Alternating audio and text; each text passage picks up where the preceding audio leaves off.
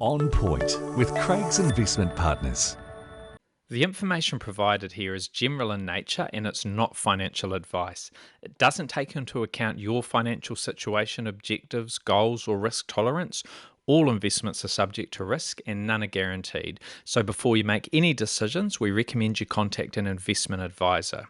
For more information about our services or to view the Craig's Investment Partners financial advice provider disclosure statement, please visit our website, which is craigsip.com. Welcome to On Point. I'm Mark Lister, Investment Director at Craig's Investment Partners, and I'll be talking about a range of topics including economics, portfolio strategy, investor education, and anything else that's happening out there in financial markets. Morning team, hope everyone is well. We're just a few days out from the end of June, so let's take a look at how the market mood is shaping up at that halfway point of the year. With the midpoint upon us, it's very much been a mixed bag for investors and at times a real roller coaster. And somewhat ominously, it does feel like 2025 might just be getting started. We're at a crossroads and there's no shortage of key events looming in the months ahead. Now, financial market returns haven't actually been too bad at all, despite the volatility. Right now, world shares are up 5.8% so far this year. That doesn't include dividends, and that's actually a little ahead of the long-term average. If you double that, you get to almost 12, slightly ahead of the long-term average, particularly before we include dividends, which add a little bit more to your return. However, under the hood, there's been a major divergence in those moves. The S&P 500 index in the US is slightly higher this year, but that relatively benign return does hide an 18.9% slump, followed by a near 20% rebound. So it has been very volatile on the way through. Other markets have been stronger. We've seen the UK, Europe, and emerging market shares post gains of between 6 and 10% so far during that first half. Currency moves have accentuated this divergence even further for investors here in New Zealand. A weaker US dollar has pushed the S&P 500 into negative territory, while a stronger euro and a stronger British pound have supercharged the gains in those two markets, Europe and the UK. Local shares have been disappointing. Right now, the NZX 50 index is down about 4% so far this year, and the housing market has also been soft. We've seen prices fall in 5 out of the past 6 months. Conservative assets have held their own. We've seen domestic fixed income up almost 2%, while gold has had a stellar year amidst rising uncertainty. And the shiny stuff might remain well supported given all the geopolitical issues we're seeing at the moment, as well as the fiscal backdrop, particularly in the US. But after a near 30% year-to-date gain, it's getting more difficult to make a value-based argument, so just keep that in mind. Now, put all of those things together, and a typical middle-of-the-road investor has probably seen their portfolio go largely sideways this year. Maybe they'll be slightly in positive territory, but definitely it would have been a bit of a mixed bag, especially when you account for some of those currency moves for big markets like the United States. With a plethora of risk, volatility, and reasons for worry, that probably feels like we've suffered a lot of anxiety for relatively little reward. However, 6 months is a very short time frame in the world of investing, so we need to keep that in mind.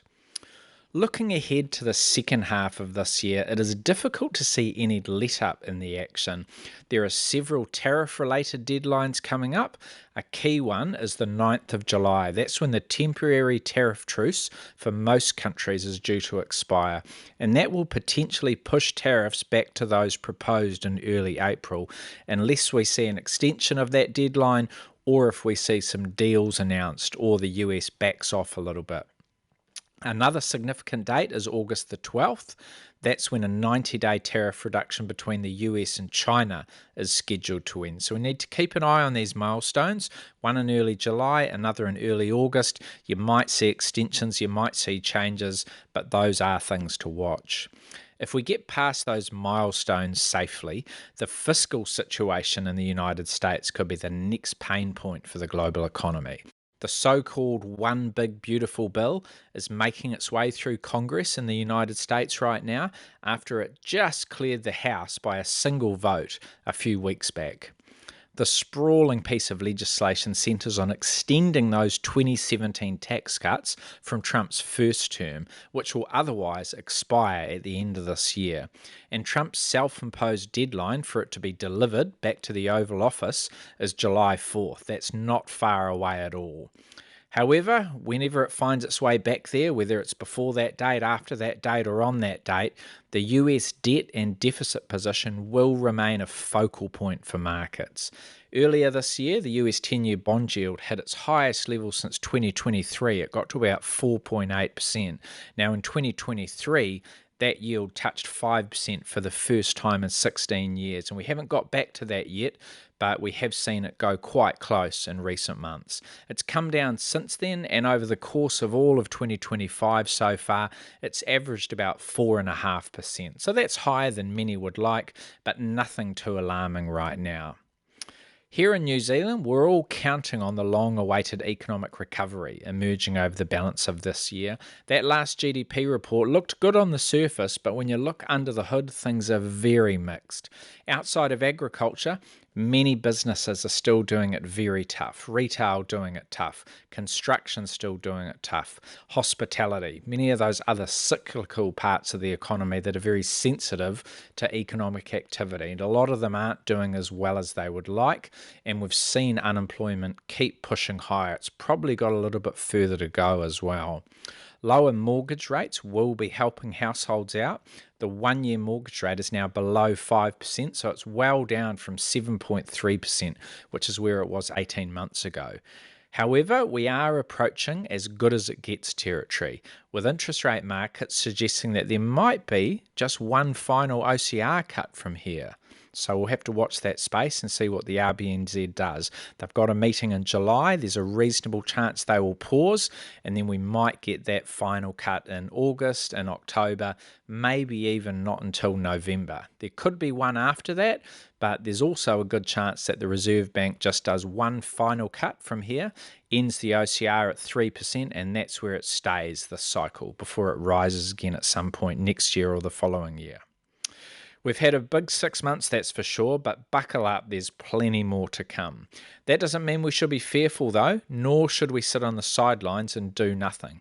Periods of volatility always throw up opportunities, and anyone who did a spot of bargain hunting back in April will testify to that. Thanks for listening, team. We'll talk again soon. For more insights, visit craigsip.com.